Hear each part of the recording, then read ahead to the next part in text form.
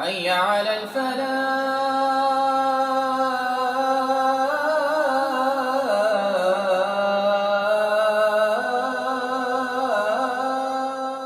عمر جیسا آدمی جس کے اسلام لانے پر جبریل آ گئے، یا رسول اللہ آپ خوش ہو رہے ہیں؟ عمر کے اسلام پہ خوش ہو رہے ہیں؟ ہاں.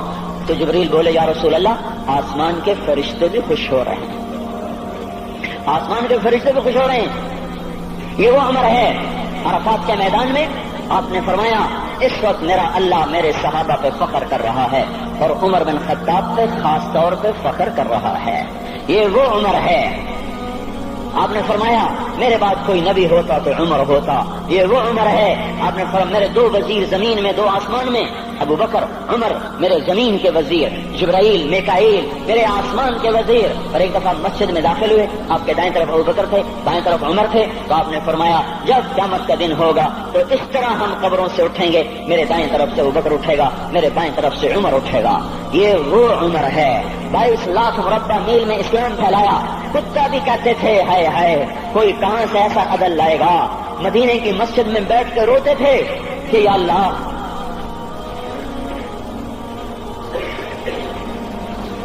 فرات کے کنارے، دجلہ کے کنارے کوئی کتا بھی پیاسا مر گیا تو پکڑ تو عمر کی ہوگی. یہ وہ عمر ہے. رات کو گشت میں نکلے اپنے غلام اسلم کو لے کر. ایک بدو بڑھیا، بچے رو رہے. ان کا بڑھیا کیا کر رہی ہے؟ یہ بچے کیوں رو رہے ہیں؟ کیا یہ بھوک سے رو رہے ہیں؟ کہانی میں کیا ہے؟ کہ کچھ بھی نہیں ہے، پانی رکھا ہوا ہے صرف، کیونکہ گھر میں کچھ نہیں ہے. تو ان کو بہلا رہی ہوں کہ روتے روتے سو جائیں گے. پھر اس نے کہا عمر اور میرا فیصلہ اللہ کے دربار میں ہوگا. تو عمر پر کب کبھی تاری ہو، آنسو بہ پڑے. فرمانے لگے عمر کو تیرے حال کی کیا خبر؟ تو اس نے کہا تو ہمارا خلیفہ کیوں بنا ہے؟ اگر ہمارے حال کی خبر نہیں رکھتا تو ہمارا بادشاہ کیوں بنا ہے؟ ہمارا خلیفہ کیوں بنا ہے؟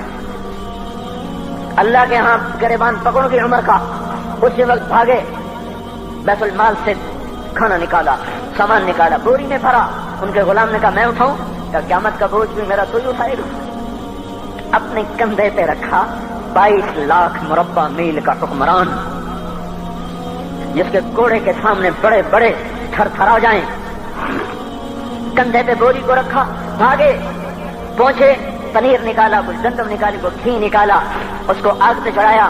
لکڑی میں لکڑیاں لگائیں اور دھواں، اور اس میں پھونکے مار رہے، لکڑیاں گیلی اور وہ جلنے رہی، دھواں اترا. تو ان کے غلام اسلم کہتے تھے میں دیکھ رہا تھا کہ دھواں حضرت عمر کی گھنی داڑھی میں سے یوں نکل کے آنکھوں کو چڑھ رہا، ناک کو چڑھ رہا، اور وہ اس میں پھونکتے رہے یہاں تک کہ آگ جلی. پھر کھانا خود تیار کیا، پھر پلیٹ میں ڈال بچوں کو دیا. پھر ان کو بیٹھ کے دیکھنے لگے. اسلم نے کہا چلے اٹھیں؟ کہا نہیں، ان کو روتا دیکھا ہے، ان کو ایک دفعہ ہنستا دیکھ لوں پھر اٹھوں گا. یہ وہ عمر ہے، یہ وہ عمر ہے. ایک بدو آیا، رات کو گشت میں نکلے. وہ باہر اس کا خیمے کے باہر پریشان بیٹھا. کیا ہوا بھائی؟ کہ میری بیوی کو بچہ ہونے والا ہے، کوئی اس کی خبر گیری کرنے والا کوئی نہیں ہے، پتہ نہیں کیا ہوگا. حضرت عمر بھاگے، اپنی بیوی کو اٹھایا. اٹھو کس کی؟ خلیفہ کی بیوی، 22 لاکھ مربع میل کے حکمران کی بیوی. ایک جنت کا کام آ گیا، جنت کی کمائی کا موقع آ گیا. بیوی کو ساتھ لیا، ایک معصوم، ایک غریب دایا، ایک غریب بدو کے گھر پہنچا دیا. اور انہیں بچہ، وہ اندر گئی، اس کا کام کیا، بچہ پیدا ہوا. ان کا امیر المومنین کہ یہ کیا ہوا؟ یہ آپ ہیں؟ کا غم نہ کر، فکر نہ کر، میں تیرا ساتھی ہوں. اور وہ بڑھیا جس کے بچوں کو کھانا کھلایا، وہ کہنے لگی کاش تیری جگہ عمر کی جگہ تو خلیفہ ہوتا، کاش عمر کی جگہ تو خلیفہ ہوتا تو وہ میرے جیسا کوئی ہوتا. کہتا میں ہی تو عمر ہوں. تو انہوں نے فرمایا تو کل دربار میں آ جانا، عمر کے نزدیک تو مجھے بھی دیکھ لے گی، عمر کے نزدیک مجھے بھی دیکھ لے گی.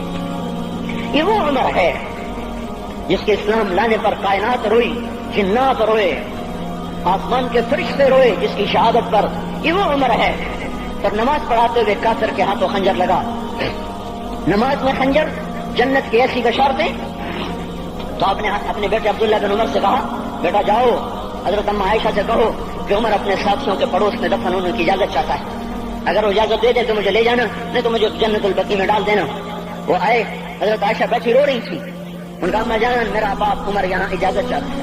تو حضرت عائشہ نے کہا یہ جگہ تو میں نے اپنے لیے رکھی تھی، سنا ابا جان مبارک ہو, اجازت مل گئی. کہا نہیں بیٹا ممکن ہے میرے شرم میں اجازت دی ہو, جب میں مر جاؤں مجھے اٹھا کے لے جانا, دروازے پہ رکھنا, اجازت ملے تو لے جانا نہیں تو واپس کر دینا. پھر جب موت کی آہٹ کو محسوس کیا تو رونے لگے.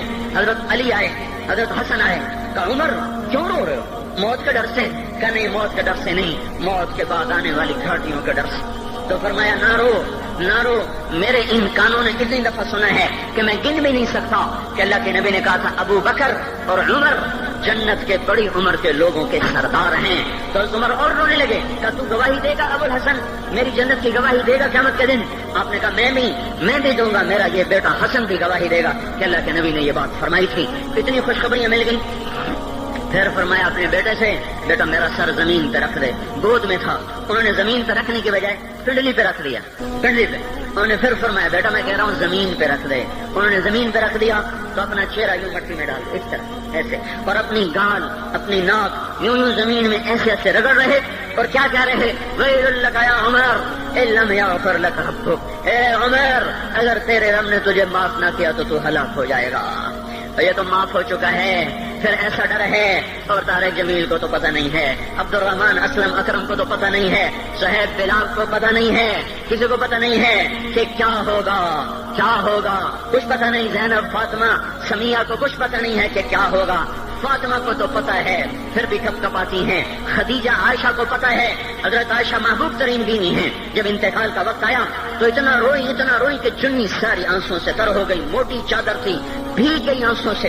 عبداللہ ابن عباس آئے کہنے لگے اماں جان آپ کیوں رو رہی ہیں؟ آپ اللہ کے محبوب کی سب سے پیاری بیوی ہیں. آپ کا اور اللہ کے نبی کا کی ملاقات میں صرف موت کا پردہ حائل ہے. ادھر آپ کی روح نکلے گی, ادھر آپ اللہ کے نبی کے پاس پہنچ جائیں گی. فرمایا عبداللہ مجھے دھوکہ نہ دے, کاش میں پیدا ہی نہ ہوئی ہوتی, کاش میں پیدا ہی نہ ہوئی ہوتی. تو یہ عمر اتنی بڑی جنت لے کر کے اے اللہ کہتے کہتے جان دے دی. جنازہ اٹھایا گیا, دروازے پہ لایا گیا. عبداللہ ابن عمر دروازے پر گئے, دستک دی. کہا اماں جان میرا باپ عمر دروازے پہ حاضر ہو چکا ہے. حضرت عائشہ نے فرمایا لایا جائے عمر کو, مرحبا بعمر. چادر اٹھا کے باہر چلی گئی, قبر کھودی جا رہی. حضرت عبداللہ ابن عباس فرماتے ہیں کسی نے میرے کندھے پہ ہاتھ رکھا, میں نے پیچھے مڑ کے دیکھا تو حضرت علی کھڑے تھے اور آنکھوں سے آنسوں کے ایسے سیل روا تھا. وہ فرما رہے تھے عمر اللہ کی قسم مجھے پتا تھا تو یہیں دفن ہوگا, مجھے پتا تھا اس دھرتی پہ عمر کے سوا کوئی نہیں آ سکتا, کیونکہ میں نے ایک دفعہ نہیں پتہ نہیں کتنی دفعہ اللہ کے نبی کے منہ سے سنا میں اور ابو بکر اور عمر, میں اور ابو بکر اور عمر.